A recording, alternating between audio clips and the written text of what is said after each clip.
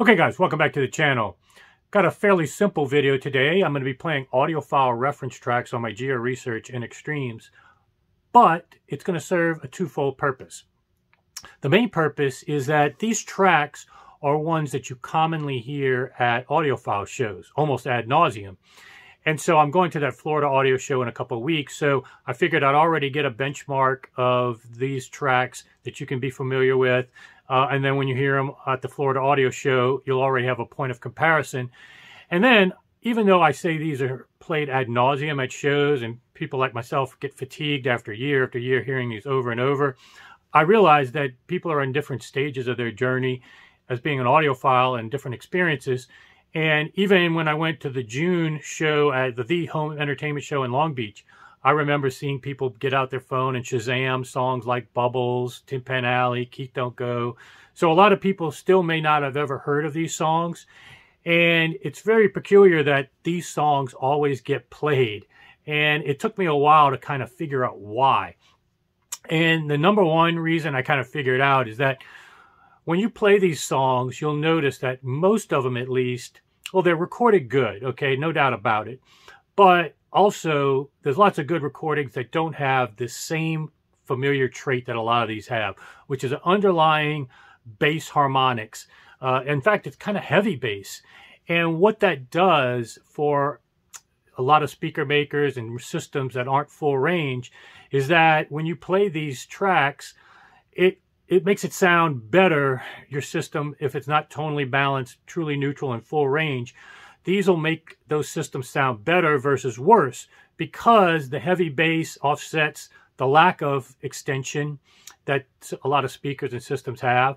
And then that heavy bass undertones kind of mitigate the high frequencies, and anything that's uber etched or high frequency tilted up and harsh on other recordings, on these actually sounds sometimes neutral and pleasant, and could even be better. Like I talked about with the Pepsi challenge, sometimes a sweeter Pepsi in small doses were preferred over a big can of Coke, but vice versa if you had the whole can of Coke. Same thing could happen with these songs. And so these are safe to play. They're going to sound good on almost any system, and they're recorded at a pretty good quality.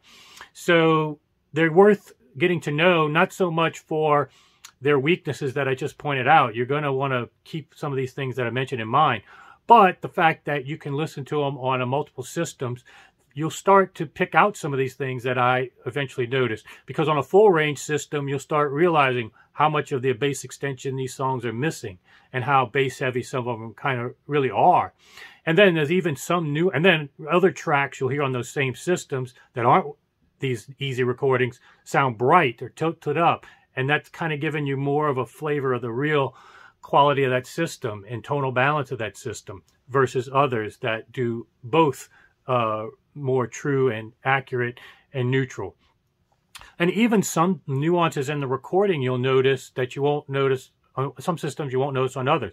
For example, I used to like Tin Pan Alley, and it's a good recording. In fact, the performance is really what's great, but the recording itself technically is not super high level. I think if you do some research, you'll even hear that they didn't even check the levels before recording it. They were just kind of practicing, and that Tin Pan Alley was so good, the performance, that they could never duplicate it again, and so they just went with that recording. But if you listen on the left side, this has always bothered me with that recording, there's a little bit of a noise floor issue on the left side. You can hear echo more, you can hear almost a shimmer, a resonance from the cymbals and the drum kit. Some mic, maybe levels too high or position wrong or whatever, is picking up a lot more noise floor issues on the left side than on the right side. And so once you hear it, it's unmistakable, and then it's nice to be able to listen to different systems and see how much of that you can hear, not hear, and kind of pick those things out. So I'll kind of give some captions as we go through these tracks if I think there's something to point out. Because again, a macro thing here.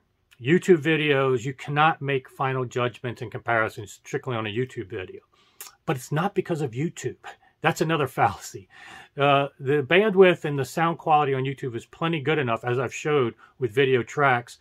And actually, Anne Besant just released some excellent recordings on YouTube that if you close your eyes, didn't put it on video, you'd think it'd be on a medium like CD or LP.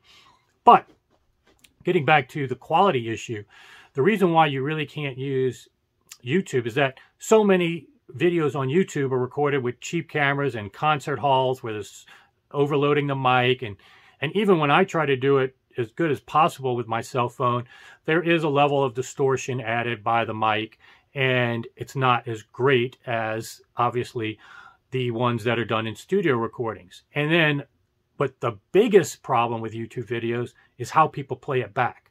As part of my quality control with videos, I'll record it on my cell phone and then I'll play it back on my main system, my Sennheiser headphones, some earbuds, and even through the cell phone itself, speakers, just to hear.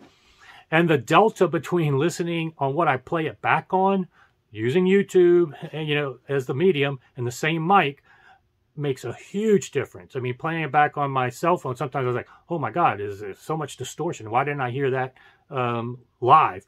Or even extension from earbuds versus my full range system. So there's so many things you are missing depending on what you're using to play back these videos.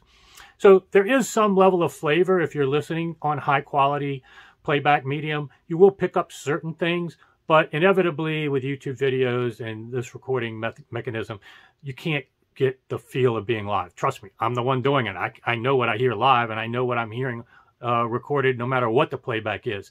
And it's not really YouTube's fault. It's just the mic and then the playback medium that is used that's going to be a problematic area.